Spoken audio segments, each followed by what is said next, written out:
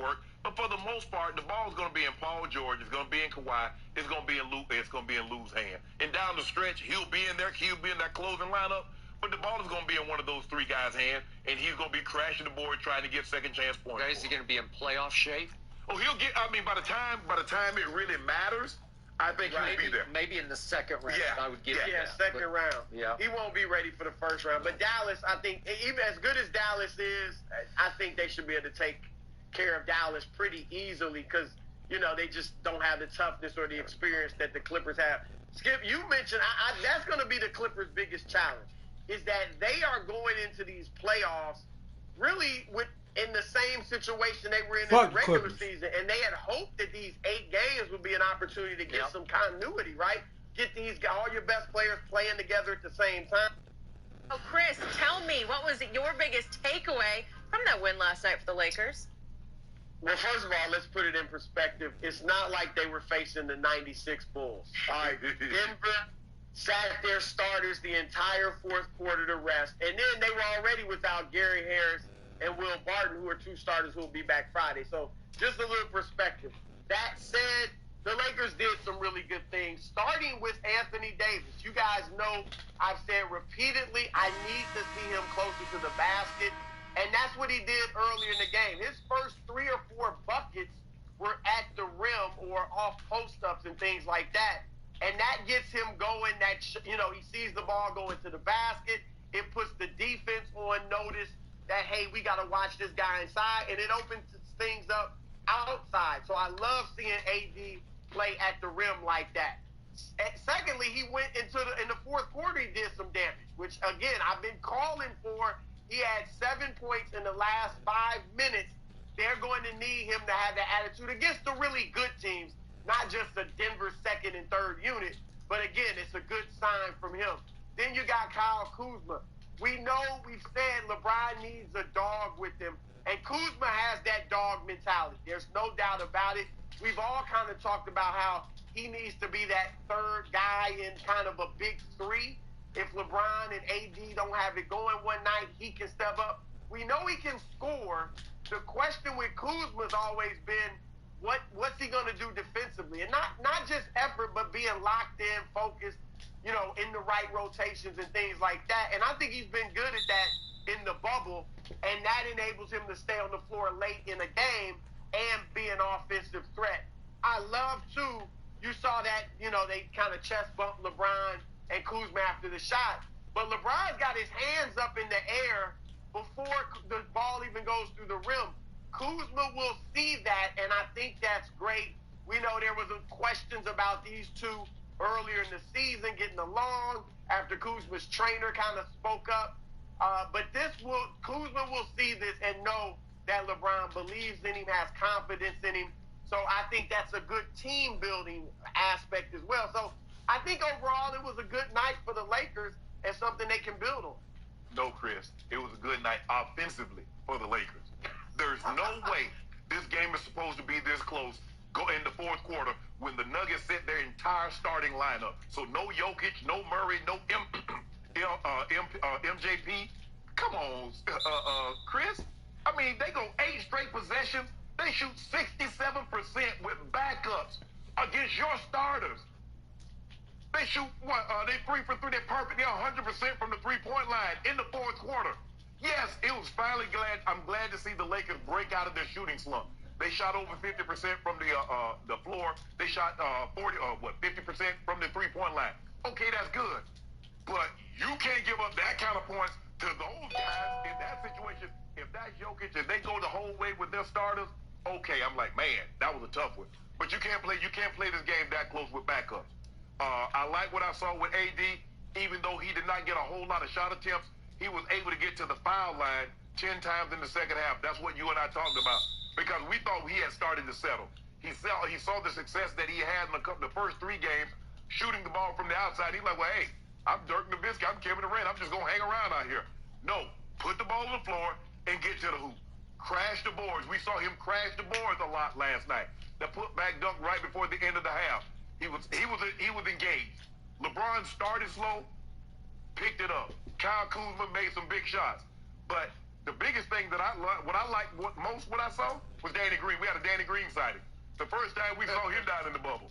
Because, Chris, if he's not knocking down threes, he's not the defender that he once was. He becomes a liability.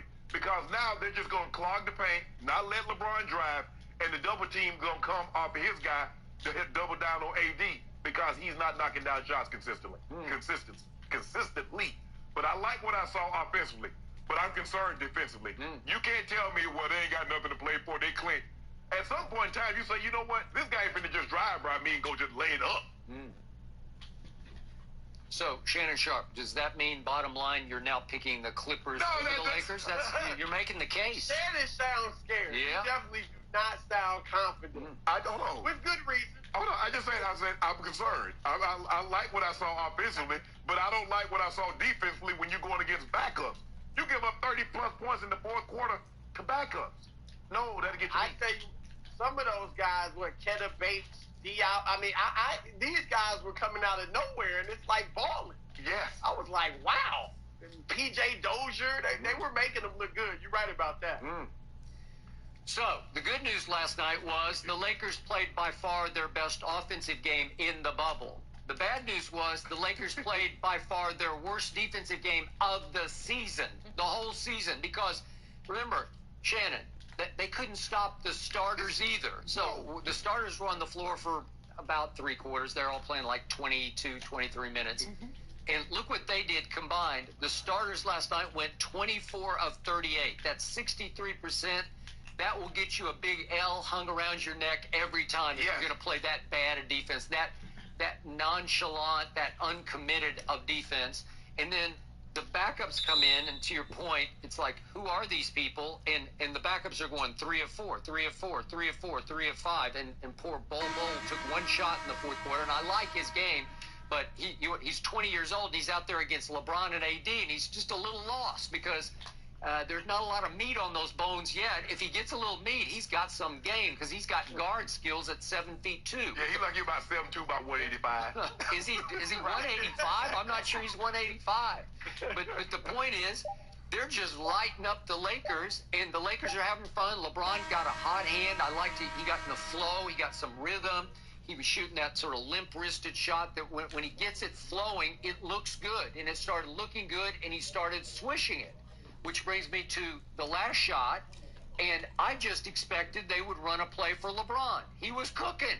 He'd made 2 threes in the fourth quarter. There's nobody on that second unit that can keep him from the rim. So I thought, okay, just drive it and get to the line. Surely you could make 1 free throw out of 2 to win the game. Or if you're feeling really good about yourself, just pull up and shoot it and win it. And yet, they run a call play. Vogel gets away with calling a play in the sideline huddle, not for LeBron, but for Kyle Kuzma. And I'm thinking, is LeBron going to fire him after the game? Because remember what happened in Chicago at that playoff game? Remember that? Yep. When LeBron said, get out of my way. David Blatt called the play for Kyrie on the inbounds play down under the basket. Yep. And LeBron, to his credit, got mad. I love LeBron mad when he plays mad. And he just took it and shot it. It wasn't a 3, remember? It was 2 points. Just from Deep inside. two. Deep 2. Right. But he makes it to win it was really a crucial play at Chicago against Derrick Rose and company. So the point was, LeBron seemed totally cool with, they called a play that they practiced early in the bubble, in which he inbounds to Anthony, and I thought Anthony would just kick it right back to LeBron or go pick for him or whatever, and Kuzma curls off Anthony and gets a pretty wide open look until Bol said, uh-oh, I got to get out there. And he makes a flying leap at Kuzma, who had to launch it a little higher than...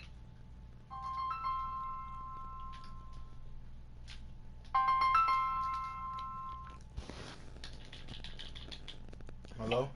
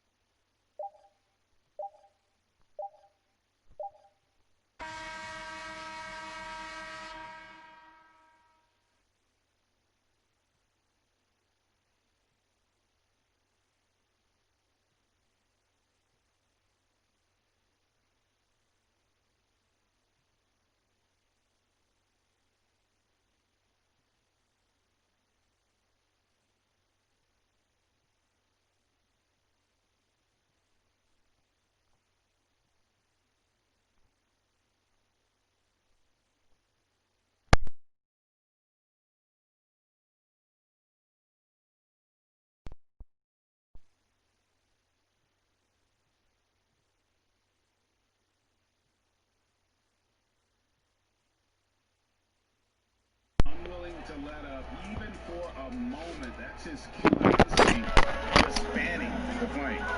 And he's the guy that you want to go to right now, trying to put this one away. And Lillard lets it to go.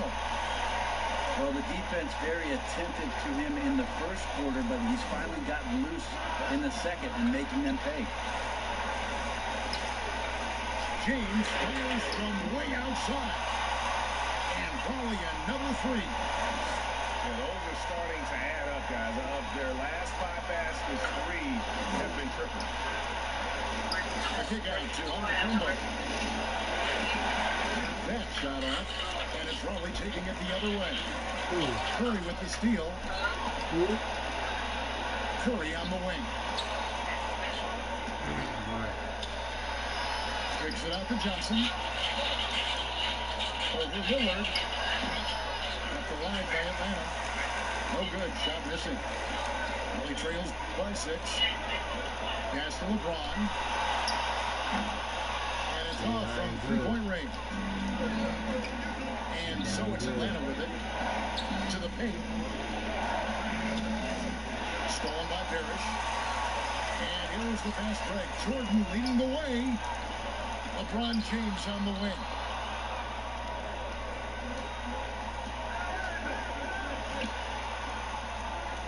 Raleigh moving the ball around. 6 on the shot clock. The offensive rebound.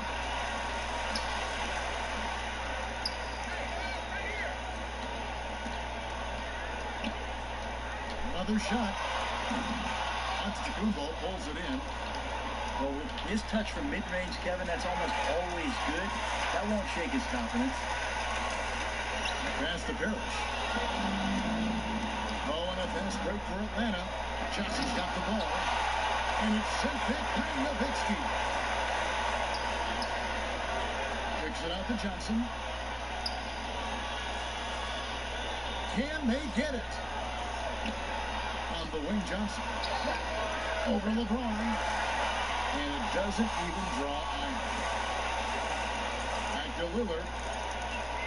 LeBron outside. Pass to Parrish. And it goes down 2 points. I'll tell you, they're right in this. We'll see if they can maintain momentum. Now, this is not the team that we saw in the first quarter, where they're way more confident out there, and the cohesion of the team is impressive. Parrish taking his own shot. Now here's Johnson. What happened? Did you tell him? And now Raleigh, fast break. So good. And slammed out by Jordan. You gotta go back around, man. Yeah, put the team on his back as You gotta go back in the line. does. The tighter the game gets, the more Jordan wants the ball. And out of bounds, Raleigh will have it. Here's Raleigh now. They've got a 12-2 run in progress. And a deep three from Nowitzki. That doesn't go in. And a chance, though, to take the lead.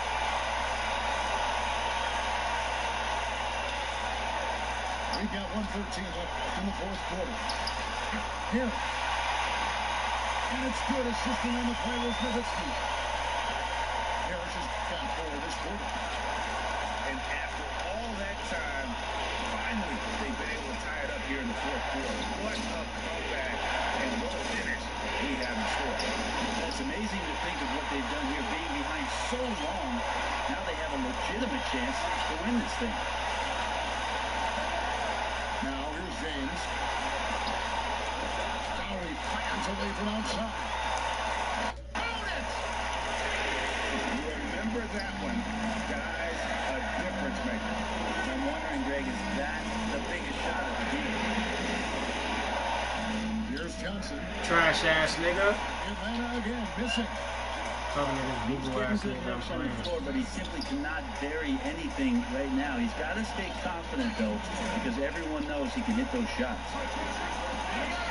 7-second difference, shot and game clock. Nowitzki left side. Just 5 to shoot. And Raleigh another 3. We're in total command of this game with time starting to run out. Yeah, looking for a miracle worker out there is the opposing coaching staff.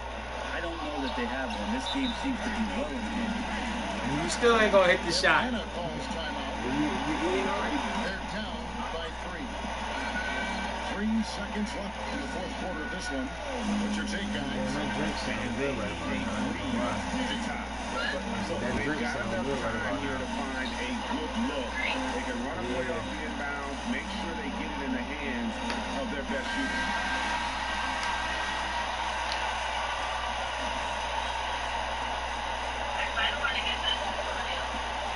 And here's Johnson outside.